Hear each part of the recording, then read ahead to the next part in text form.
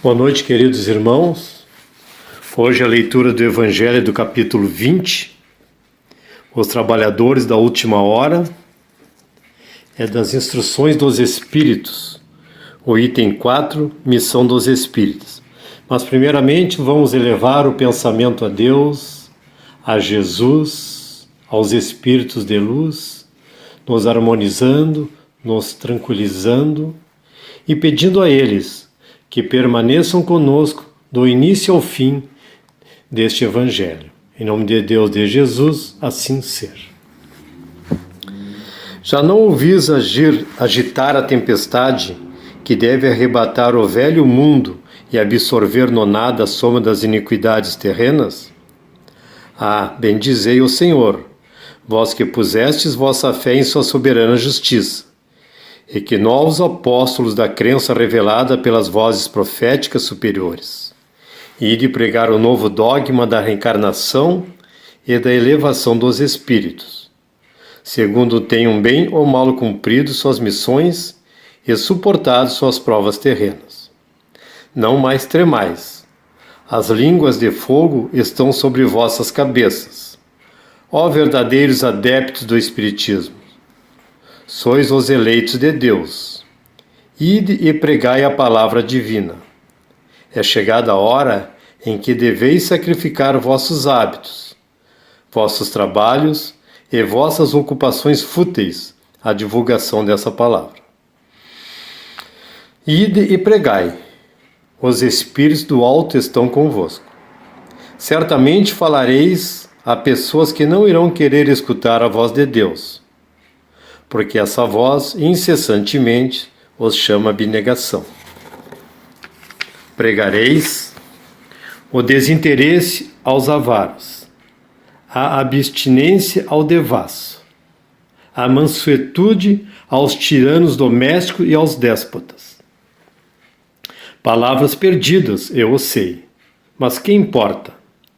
É preciso regar com vossos suores o terreno em que deveis semear, pois ele não frutificará e não produzirá, senão sobre os esforços reiterados da pá e do arado evangélicos.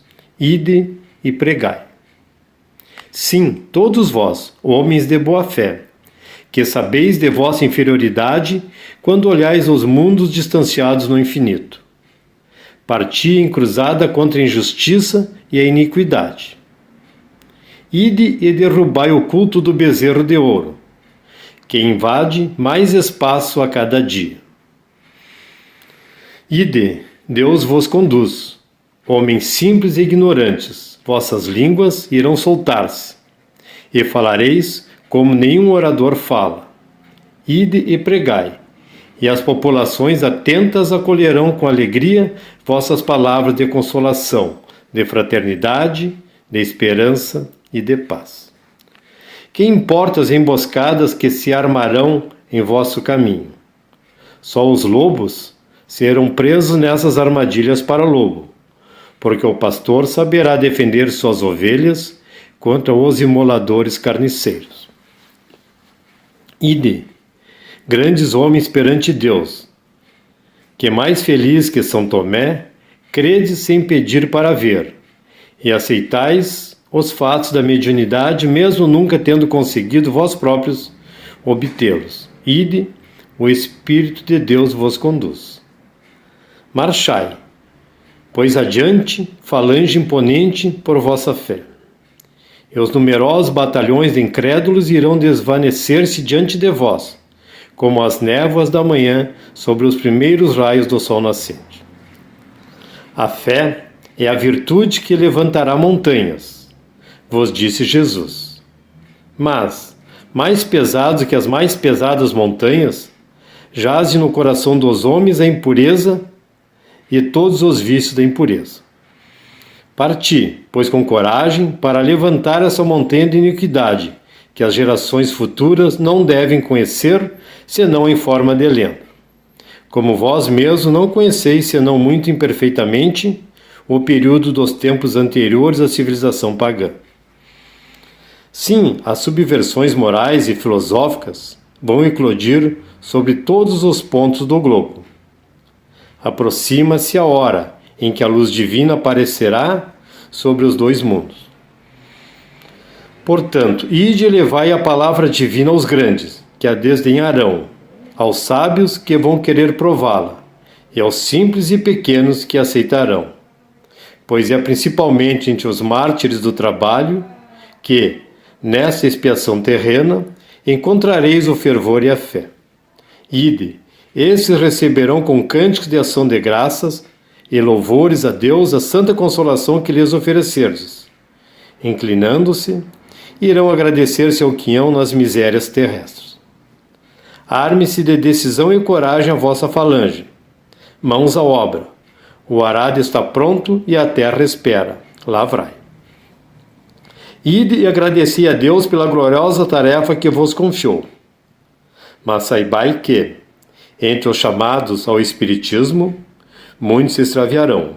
Mirai o vosso caminho e buscai a verdade. Pergunta: se muitos dos chamados ao Espiritismo se extraviaram, através de que sinais se reconhece os que estão no bom caminho? Resposta: ireis reconhecê-los pelos princípios de verdade, da verdadeira caridade, que professarão e praticarão, pela quantidade de aflições às quais eles levarão consolo, por seu amor ao próximo, por sua abnegação, por seu desinteresse pessoal. Ireis reconhecê-los, enfim, pelo triunfo de seus princípios, pois Deus quer o triunfo de sua lei. Aqueles que seguem suas leis são seus eleitos, e ele lhes dará a vitória, mas esmagará os que falseiam o espírito dessa lei, e fazem dele um meio de satisfação de sua vaidade e ambição. Erasto, Anjo Guardião do Médium, Paris, 1863. Erasto foi discípulo de São Paulo. Então, nesse texto, ele conclama os espíritas, numa linguagem do Velho Testamento, a cumprir sua tarefa na Terra, advinda da responsabilidade que os conhecimentos do Espiritismo lhe dão. Nessa conclamação, ele vai citando as qualificações que o verdadeiro espírito deve empenhar-se em conquistar, para poder vivenciar essa responsabilidade. Então, deve o espírita, sempre que houver oportunidade, divulgar a lei da reencarnação e a lei da evolução dos espíritos, que se faz conforme o bom ou mau desempenho de suas tarefas, e o modo como suportam as provas, as dificuldades, os sofrimentos. Na frase: ó verdadeiros adeptos do Espiritismo, sois os eleitos de Deus.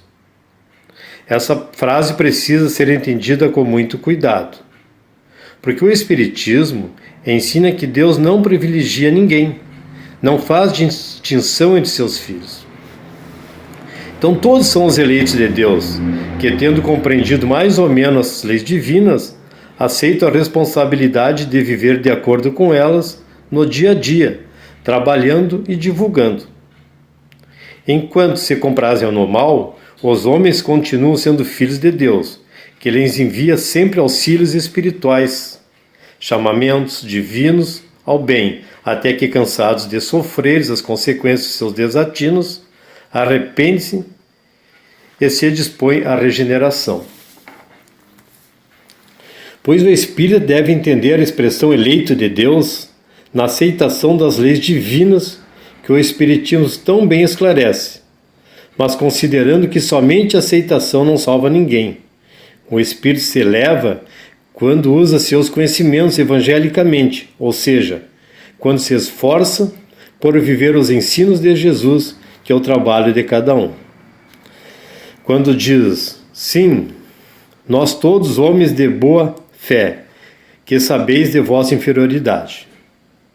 O verdadeiro espírita não pode considerar-se superior a ninguém, visto que sabe ser um espírito, ainda muito inferior, tanto que faz parte de uma humanidade sujeita a provas e expiações pelos muitos erros já praticados. Todavia, sabe também que é contínua, sendo um filho querido de Deus, a caminho da perfeição e da felicidade, tanto quanto os demais. Por isso combate em si o orgulho e o egoísmo, tentando desenvolver o amor que existe em sua essência e que o elevará a planos mais altos. Na tarefa de divulgar a doutrina através da palavra, das ações pessoais, das atividades das casas espíritas, necessário que cada um busque fazer o melhor sem preocupar-se com as ações dos outros, porque quando se está preocupado em fazer o melhor, o mal não encontra porta de entrada. Quando ele diz que incrédulos irão desvanecer-se, vós devemos entender diante do Espiritismo, porque eles, os incrédulos, se curvarão diante das verdades espíritas, que o Espírita prega e dá o exemplo. Na frase, ide e agradecei a Deus, a gloriosa tarefa que vos confiou, mas cuidado que entre os chamados por o Espiritismo, muitos se extraviaram, mirai vosso caminho e buscai a verdade. Então, como reconhecer os espíritos que perseveram no bom caminho? Pelo ensino e pela prática dos verdadeiros princípios da caridade, pela consolação que distribui aos aflitos, pelo amor que dedica ao próximo, pela sua abnegação e seu altruísmo, ou seja, pela vivência evangélica e não pelo conhecimento e aceitação dos princípios do Espiritismo. Os bons espíritos são e serão reconhecidos sempre pela vitória dos seus princípios, no seu sentir, pensar e agir. E os que a seguem são os escolhidos porque Deus quer que a sua lei triunfe e ampara o esforço de todos os que exemplificam e a divulgam. Os que, porém, falseiam o espírito dessa lei para satisfazer sua vaidade e sua ambição serão esmagados. A palavra esmagado deve ser entendida como vencidos na destruição dos seus objetivos vaidosos e ambiciosos. Sofrerão com os efeitos das suas ações, das perturbações, dos sofrimentos, dos prejuízos materiais e morais, causados durante muito tempo, através de várias encarnações, até que arrependido se redimam de todo o mal que causaram. Então o espírita sempre deve praticar a reforma íntima. Então para hoje era isso, meus amigos, e vamos agora finalizar o trabalho.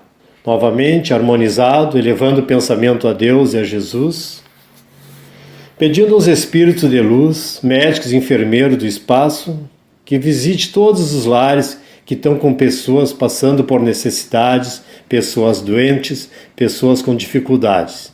Que visite também todos os hospitais, levando a cura, o tratamento conforme o merecimento de cada irmão que lá estiver. Pedir também que tenhamos uma semana de paz, harmonia, tranquilidade, serenidade e muito amor no coração. Tudo isso para nós que estamos nesta corrente de amor, de fé, de amor ao próximo, de carinho, e também para todos os familiares daqueles que praticam essa corrente. Vamos pedir aos médicos e enfermeiros do espaço que coloquem todas as águas que temos nos nossos lares a medicação necessária para nossos males, sejam elas de ordem física como de ordem espiritual, mas que no momento que as tomarmos possamos ficar curados. Em nome de Deus, de Jesus, assim seja.